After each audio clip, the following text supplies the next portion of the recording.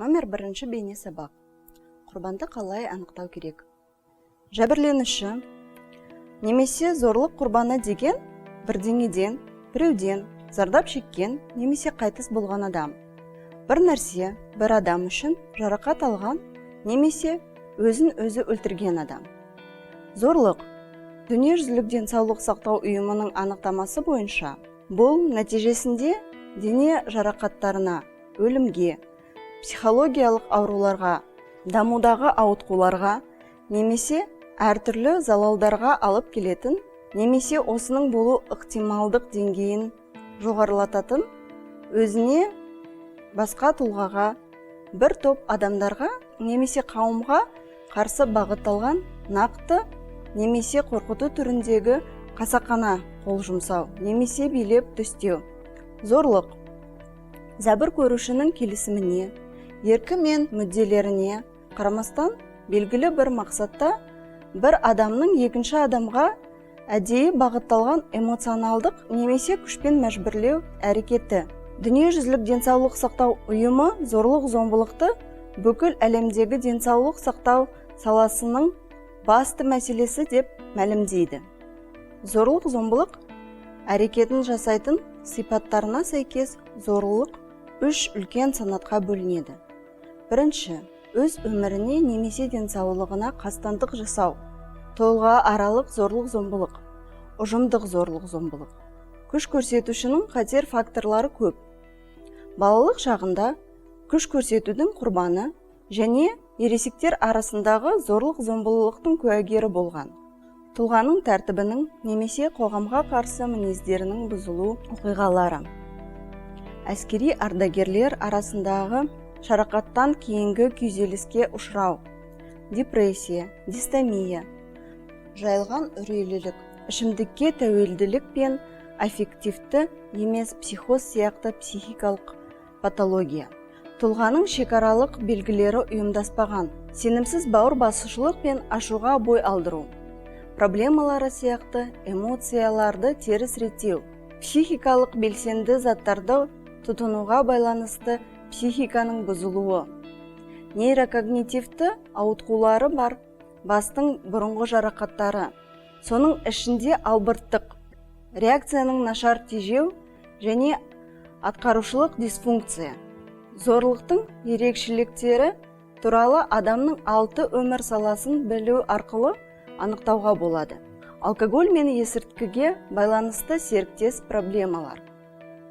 Сексуалдық зорлық, жылулық және бауыр басушылық, күш көрсету, күш көрсетіп шабуылдау, эмоционалдық шабуыл, үйдегі зорлық-зомбылық, отбасының бір мүшесі отбасындағы басқа мүшелерге билік жүргізу мен оларды бақылауда ұстауға бағытталған тәртіп жүйесі. Отбасындағы зорлықтың негізгі индикаторлары: жұмысқа қабілеттік пен жұмысқа көзқарастың өзгеруі. Мысалы, жұмыста жиі болмау, кешігу, немесе ерте кетіп қалу. Жұмыс сапасы мен санының төмендеуі, өткізіп алған мерзімдер, өнімділіктің төмендеуі. Телефонды, электрондық поштаны өзгерту. Мысалы, жеке қоңыраулар, хабарламалар санының көп болуы. Қоңырауларды көтеруден қашқақтау, немесе қоңырауларға, хабарламаларға, электрондық хаттарға қатты елеңдеу.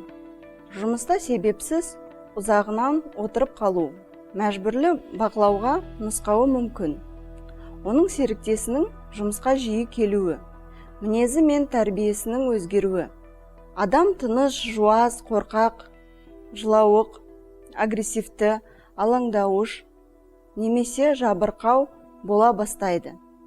Әріптесінен жиі оқшаланады. Жұмыстан тура минут бойынша кетеді. Отбасылық өміріне немесе жеке қатынастарға қатысты тұйықтылық. Үйде қалған балалар туралы мазасызданады. Дене индикаторлары: көрініп тұратын көгерулер, бір реттік немесе қайталанған, сенуге келмейтін түсініктемелер беретін басқа жарақаттар, макияж жасау мәнерінің өзгерістер, киім киісіндегі өзгерістер, жарақаттарды жасыру үшін маусымға сай киінбейді. Психикалық белсенді заттарды пайдалану, үнемі пайдалану, шаршау, ұйқының бұзылуы, басқа индикаторлар.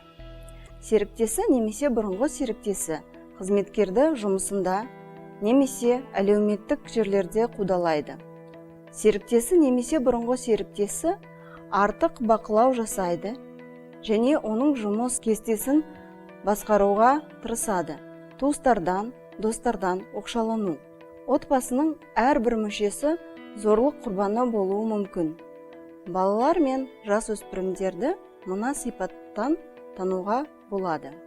Денедегі көптеген зақымдар, саусақ, белдік, сигарет күйіктерінің белгілері және олардың мерзімдерінің әртүрлі деңгейі, жаңадан болған және жазылып келе жатқан. Дене дамуының кідіруі, күтімінің нашар болуының белгілері, гигиеналық қараусыз қалу, ұқыпсыз сырт бейнесі, жанаспа дерматиттің және басқа да бөртпе түрлерінің пайда болуы. Секске мәжбүрлеген жасөспірім қыз кейіннен презервативтерді немесе басқа жүктілікке қарсы заттарды азырақ пайдалана бастайды. Сол арқылы ол жүкті болып қалу ықтималдығын арттырады. Гинекологиялық қиындықтар. Қынаптан қан ағу немесе жұқпалар, фибромалар, сексуалдық ниетінің төмендеуі, гениталдық тітіркену, жыныстық қатынастар кезінде ауырсыну, кіші жамбастың маңайында созылмалы ауру және зәр жолдарының қабынуы, зорлаудың салдарынан ұйқының бұзылуы, депрессиялық симптомдар, соматикалық шағымдар, темекі шегу мен мінез проблемалары, озбырлық мінез, ұрлық жасау және мектепке сабаққа бармай қалу сияқты арасындағы байланыс, диссоциативті конвенциялық бұзылулар, психикалық көріністер, гиперсексуалдық, қарым-қатынастағы мәселелер, ұзақ уақыт достыққа немесе романтикалық қатынастарға қолдау көрсетудегі қиындықтар, регрессия, негізінен кішкентай балаларда, өзін өзі төмен бағалау. Әйелдер. Зорлық-зомбылық көретін әйелдердің әрекеттері көбінесе шектелген. Олардың ақпаратқа және көмекке қол жетімділіктері жоқ. Олар қоғамдық өмірге қатыспайды, достары мен туыстарынан эмоционалдық көмек алмайды. Осындай әйелдер өзі мен өз балаларына қамқорлық көрсетуге немесе жұмыс тауып, өз мансабымен айналысуға қабілетсіз болатындығы таңғарлық нәрсе емес. Зорлықты бастан кешірген әйелдердің дағдарыстық жағдайының ерекшелігі әртүрлі қорқыныш сезімнің басым болуы. Көптеген әйелдер өзінің серіктесінің анық күшінен, оның құрбаны үшін барлық шешімдерді қабылдау, әйелді ешқайда жібермеу билігінен қорқады. Көбінесе әйелдер өз бетінше жаңа өмір бастаудан, сондай-ақ арты не болатынын білмейтін барлық белгісізден қорқады. Немесе әртүрлі өмір жағдайынан, мысалы, автобуста жалғыз жүруден, жұмыс іздеуден және тағы басқадан қорқа бастайды. Әйел тыныштықты сақтай алмадым. Отбасы үйлесімдігін сақтай алмадым. Өз серіктесіме жеткілікті деңгейде жаға алмадым деген қоғамдық әйелге некеде жүктеп қойған жауапкершілігі туралы аңызды қолдай отырып, өзін кінәлі санай бастайды. Ол серіктесімен болған айқай-шу үшін де өзін кінәлайды.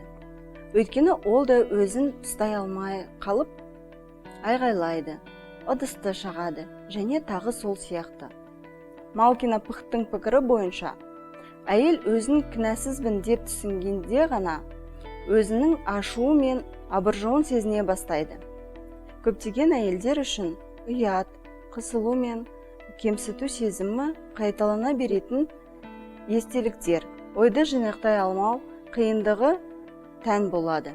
Кейде олар барлығы ертегідей өзінен өзі өзгереді, немесе өзгеруге қол жеткізу мүмкін емес деп санайды да, отбасындағы жағдай мен өзінің мақсаттары туралы нақты білмеуі де мүмкін.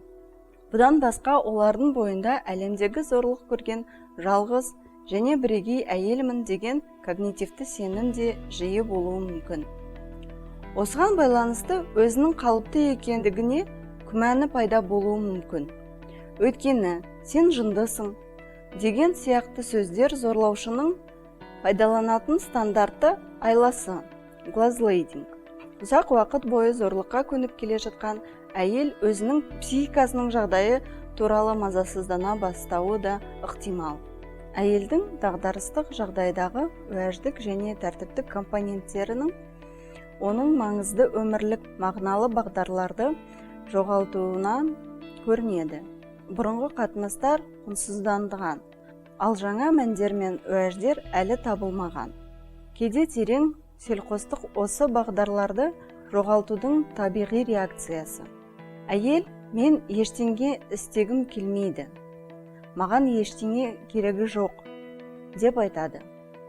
Ол тек өзінің ниеттерінен ғана емес, сонымен қатар қандай да болмасын әрекеттерінен бас тартады.